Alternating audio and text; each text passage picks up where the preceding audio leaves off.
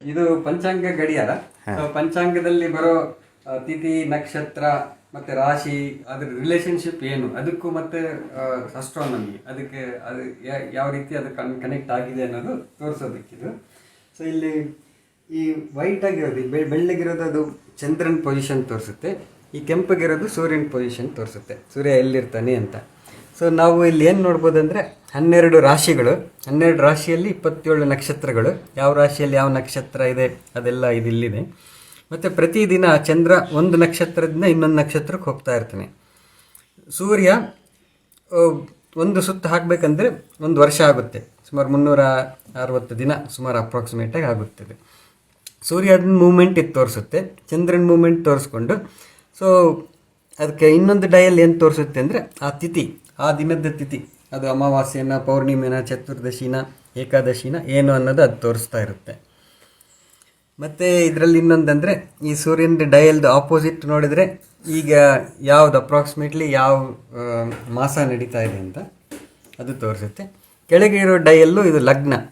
ಲಗ್ನ ಅಂದರೆ ಈಗ ನಾವು ಈ ಪೂರ್ವ ದಿಕ್ಕಿನಲ್ಲಿ ನೋಡಿದಾಗ ಯಾವ ರಾಶಿ ನಮಗೆ ಕಾಣುತ್ತೆ ಅಂತ ಟೆಲಿಸ್ಕೋಪ್ ಇಟ್ಕೊಂಡು ನೋಡಿದ್ರೆ ಅಥವಾ ಬರೀ ಕಣ್ಣಲ್ಲಿ ನೋಡಿದರೆ ಯಾವ ರಾಶಿ ಏರ್ತಾ ಇರುತ್ತೆ, ಅಸೆಂಡೆಂಟ್ ಲಗ್ನ ಅಂತಾರೆ. ಈಗ ನಾವು ನೋಡಿದಾಗ ಈಗ ಮಕರ ರಾಶಿ ಮೇಲೆ ಹೇಳ್ತಾ ಇದೆ. ಸೊ ಇದು 24 ಗಂಟೆ, ಸುಮಾರು 24 ಗಂಟೆಗೆ 4 ನಿಮಿಷ ಕಡಿಮೆ ಇದು ಒಂದು ಸುತ್ತ ಆಗ್ತಾ ಇರುತ್ತೆ. ಸೊ ಇದೀಗ ರಿಯಲ್ ಟೈಮ್ ರಿಯಲ್ ಟೈಮ್. ಇದರಲ್ಲಿ ಸ್ಟೆಪ್ಪರ್ ಮೋಟರ್ ಅಂತಾರೆ. ಸೊ 2 ಸ್ಟೆಪ್ಪರ್ ಮೋಟರ್ಸ್ ಇದೆ. ಒಂದು ಸ್ಟೆಪ್ಪರ್ ಮೋಟರ್ ಚಂದ್ರನಿಗೆ, ಇನ್ನೊಂದು ಸ್ಟೆಪ್ಪರ್ ಮೋಟರು ಈ ಸೂರ್ಯನಿಗೆ. ಸೊ ಅದೆರಡು ಸ್ಟೆಪ್ಪರ್ ಮೋಟರ್ನಲ್ಲಿ ಇಷ್ಟೇ ಟೈಮ್ಗೆ ಅದು ತಿರುಗಬೇಕು ಅನ್ನೋದು ಕ್ಯಾಲ್ಕುಲೇಟ್ ಮಾಡಿ ಅದು ಒಂದು ಮೈಕ್ರೋ ಕಂಟ್ರೋಲರ್ ಇದೆ, ಅದನ್ನು ಡ್ರೈವ್ ಮಾಡ್ತಾ ಇರುತ್ತೆ. ಇದಕ್ಕೆ ಇನ್ನೊಂದು ಬೇರೆ ಸ್ಟೆಪ್ಪರ್ ಮೋಟರ್, ಇದು ದಿನನಿತ್ಯ ಮೂವ್ಮೆಂಟ್ ತೋರಿಸೋದು. ಸೊ ಈಗ ಚಂದ್ರ ಒಂದು ಸುತ್ತು ಹಾಕಬೇಕಂದ್ರೆ 1 ತಿಂಗಳಾಗುತ್ತೆ, ಒಂದು ಅಮಾವಾಸ್ಯೆಯಿಂದ ಇನ್ನೊಂದು ಅಮಾವಾಸ್ಯೆವರೆಗೆ. ಸೂರ್ಯ ಒಂದು ಸುತ್ತು ಹಾಕಬೇಕಂದ್ರೆ 1 ವರ್ಷ ಆಗುತ್ತೆ, ಒಂದು ಸಂಕ್ರಾಂತಿಯಿಂದ ಇನ್ನೊಂದು ಸಂಕ್ರಾಂತಿವರೆಗೂ, ಅಥವಾ ಒಂದು ಯುಗಾದಿಯಿಂದ ಇನ್ನೊಂದು ಯುಗಾದಿವರೆಗೂ. ಅಂದರೆ ಆ ನೀಡಲ್ ಮೂವ್ಮೆಂಟು ಅಷ್ಟೇ ಅದೇ ರೀತಿ ನಡೀತಿದೆ. ಆಕ್ಯುರೇಟ್. ಈಗಂದ್ರೆ ರೆಡ್ ನೀಡಲ್ ಏನಿದೆ ಇಲ್ಲಿ, ಈಗ ರೆಡ್ ಸೂರ್ಯ ಅಲ್ವಾ, ಕೆಂಪು ಬಣ್ಣದ ಸೂರ್ಯ, ಅದು ಒಂದ್ ಸುತ್ತು ಬರ್ಲಿಕ್ಕೆ 1 ವರ್ಷ ಬೇಕಾಗುತ್ತೆ. ಆ ಬಿಳಿದು ಚಂದ್ರ ಅದು ಒಂದ್ ಸುತ್ತು ಬರ್ಲಿಕ್ಕೆ 1 ತಿಂಗಳು.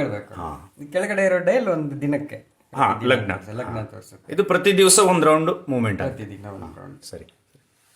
ಈಗ ಸೂರ್ಯ ಆಲ್ಮೋಸ್ಟ್ ವೃಶ್ಚಿಕ ರಾಶಿಯಲ್ಲಿ ಇರೋದು ಅಂತ ತೋರಿಸ್ತಾ ಇದೆ. ಮಾಸ ಯಾವ ರೀತಿ ಬರುತ್ತೆ ಅಂದರೆ ಅವ್ರಿಗೆ, ನಮ್ಮ ಭಾರತದ ಈ ಅಸ್ಟ್ರಾಲಜರ್ಸ್ಗೆ ಅದು ಗೊತ್ತಿತ್ತು, ಅಸ್ಟ್ರಾನಮರ್ಸ್ಗೂ ಗೊತ್ತಿತ್ತು. ಸೂರ್ಯ ಸೆಂಟ್ರಲ್ ಇರ್ತಾನೆ ಭೂಮಿ. ಈಗ ಸೂರ್ಯ ಸೆಂಟ್ರಲ್ ಇದ್ದಾಗಲೇ ಭೂಮಿ ನಮಗೆ ಕೃತ್ತಿಕ ನಕ್ಷತ್ರದಲ್ಲಿ ಕಾಣೋದು. ಸೊ ಅದಕ್ಕೆ ಈಗ ಕಾರ್ತಿಕ ಮಾಸ ಬಂದಿರೋದು. So that is the reason, Kartika ಮಾಸ ಯಾಕೆ ಅಂತ. ಈಗ ಸೊ ಭೂಮಿ ಯಾವ ರಾಶಿಗೆ ಬರುತ್ತೋ ಆ ಮಾಸ ಬರ್ತಾ ಇರುತ್ತೆ. ಈ ಜ್ಯೋತಿಷ್ಯ ಮತ್ತು ಅಸ್ಟ್ರಾನಮಿ, ಅಸ್ಟ್ರಾಲಜಿ ಇದು ತುಂಬ ವಿಸ್ತೃತವಾದ ಸಬ್ಜೆಕ್ಟು.